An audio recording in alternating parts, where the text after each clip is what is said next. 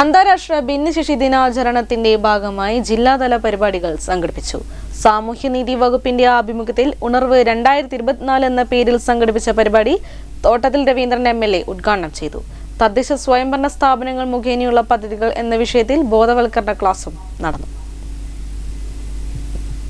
ഭിന്നശേഷിക്കാരായ വ്യക്തികളെ ചേർത്ത് പിടിച്ചുകൊണ്ട് തനിച്ചല്ല നിങ്ങൾക്കൊപ്പമുണ്ട് ഞങ്ങൾ എന്ന മുദ്രാവാക്യവുമായാണ് സർക്കാർ പ്രവർത്തിക്കുന്നതെന്ന് തോട്ടത്തിൽ രവീന്ദ്രൻ MLA പറഞ്ഞു. ഭിന്നശേഷിക്കാരെ ഉൾക്കൊള്ളിച്ചുകൊണ്ടുള്ള പ്രവർത്തനമാണ് എല്ലാ മേഖലയിലും ആവശ്യമെന്നും MLA ചൂണ്ടിക്കാട്ടി.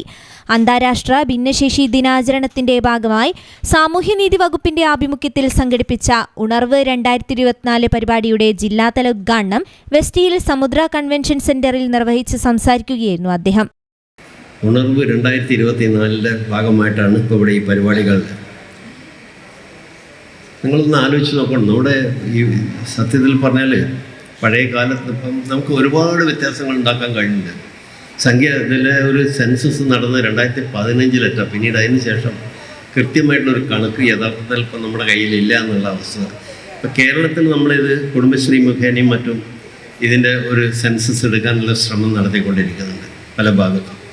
ഒട്ടേറെ നമ്മൾ അറിയാത്ത തന്നെ ഒരുപാട് പേരുണ്ട്.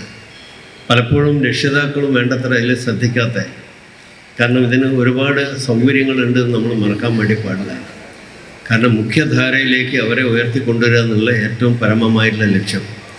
ഭിന്നശേഷി ക്ഷേമ കോർപ്പറേഷൻ മുഖേനയുള്ള ആനുകൂല്യങ്ങൾ, സേവനങ്ങൾ എന്ന വിഷയത്തിൽ സംസ്ഥാന ഭിന്നശേഷി ക്ഷേമ കോർപ്പറേഷൻ മേഖലാ ഡയറക്ടർ ഗിരീഷ് കീർത്തി ക്ലാസ് എടുത്തു.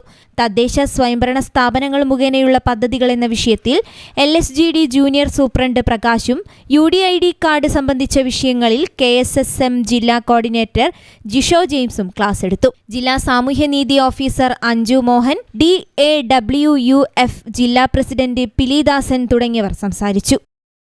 News bureau, Kozhikode.